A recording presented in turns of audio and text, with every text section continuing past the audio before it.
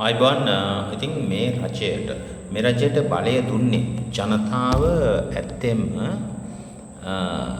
මේ රට මොනවා හෝ දෙයකින් දැන් ඔවුන් කිව්වා මේ ගොඩාක් ජනතාව රැවැට්ටුවා ජනතාව ඇන්දුවා එතකොට ජනතාව රවට්ටලා සහ අන්දලා තමයි ඇත්තෙම ජනතාව බලය ගත්ත අපි දැක්ක විවිධ පහුගිය කාලේ ඉඳපු අය මෙච්චර හොරකම් කරා අච්චර හොරකම් කරා කියන කාරණාව දැඩි ලෙස පතුරු ගැහුවා.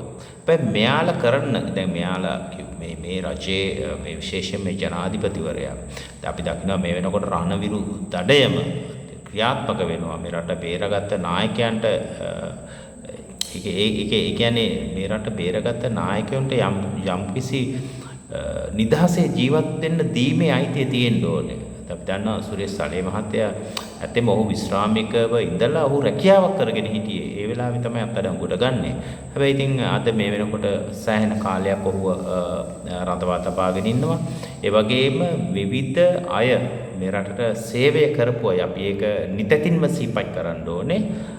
බුද්ධ දර්ශනයට අනුව ඔවුන්ට විශාල වශයෙන් මේ රජය පහර දෙනවා මේ අයුතු කියන්නේ බලය උපයෝගී කරගන්නවා ජනතාව එහෙම බලයක් දීලා නැහැ ජනතාව මේ බලය දුන්නේ මේ රටේ යම් තාක් දුරට හොරකම් කරලා තියෙනවා නම් මංකොල්ල කාලා තියෙනවා මේ රටේ මහජන මුදල් ඒව ලබා ගන්නත් ඒ වගේම තමයි රට ස්වයං පෝෂිත කරන්න පුළුවන් කියලා හිතාගෙන තමයි මේ අයට බලය දුන්නේ. හැබැයි එහෙම වටපිටාවක් මේ වෙනකොට පේන්නේ නැහැ කියන කාරණාව ජනතාව සුදස්සේ පැහැදිලි කරගෙන ඉන්නවා. ඉතින් ඇත්තෙන්ම මේ වෙනකොට රට අර්බුදකාරී තැනකට අරන් යනවා කියන කාරණාව විශේෂයෙන්ම මේ රජයෙන් අපිට නිරීක්ෂණය වෙනවා. ඔබ දකිනවා පහුගිය අවුරුදු 76 තුලත් මේ කණ්ඩායම කරේ රට අරාජිත තත්ත්වයට අරන් ගියා. අපි දන්නවා 88 89 භීෂණය ඇති කරා. ඊට පස්සේ මේ වෘත්තීය සමිති අටවගෙන ඒවා හරියට දියුණු වෙන්න දුන්නේ නැහැ. සාමාන්‍ය රාජ්‍ය ආයතනයක වෘත්තීය සමිති අටවගෙන ඒවා ඇත්තෙන්ම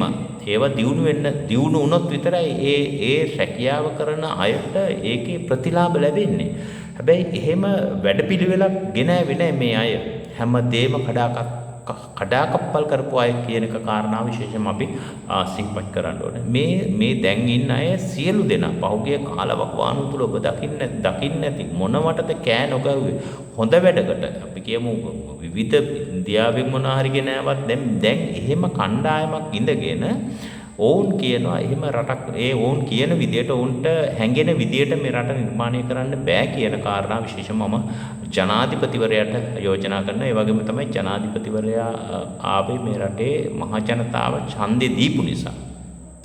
ඡන්දේ නැතුව ආවේ නැහැ.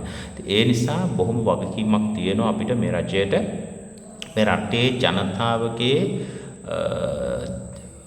ඡන්ද වලට වටිනාකමක් දෙන්නේ. ඒ වගේ තමයි ජනතාව කුමක් අරබයාද ඔබලට බලය දුන්නේ කියන කාරණා. මොකද බලය හැමදාම තියෙන්නේ. බලය ගිලිහිච්ච ගමන්ම ආයි නැවත ආයි පල්ලෙහාට වැටෙනවා. අර දෙවියන්ට පින් ඉවරුනහම නැවත අර ඉපදෙනවා කියන කාරණා වගේ තමයි මේක. ඒ නිසා අපි කියන්නේ රජයට කියන බොහොම වගකීමෙන් වැඩ කරන්න ජනතා ප්‍රසාදය සහ අප්‍රසාදය කියන දෙකෙන් මොකක්ද තේරුම් ගන්න කියන කාරණා විශේෂයෙන්ම අපි මේ රජයට කියනවා. මොකද හේතුව තමයි දැන් ඔබ දකිනවා නියඟය තුල වතුර නැහැ එක පැත්තකදී. දැන් ඕක මම නිතරම කියන කාලයක් මාස 3ක් මාස 4ක් පායපු ගමන් බොන්න වතුර නැහැ. ඒව නිර්මාණය කරන්න රටට අවශ්‍ය වෙන ආහාර ටික ඒතොරට ප්‍රවාහනය ඒව තමයි පහුගිය 76ක් වසරක් තුල ඒව නැති වෙච්ච නිසා තමයි මේ රජයට බලය දුන්නේ. ඒක මේ රජයයි තේරුම් ගන්න නිසා බොරුවෙන් රටක් දියුණු කරන්න සංවර්ධනය කරන්න බෑ.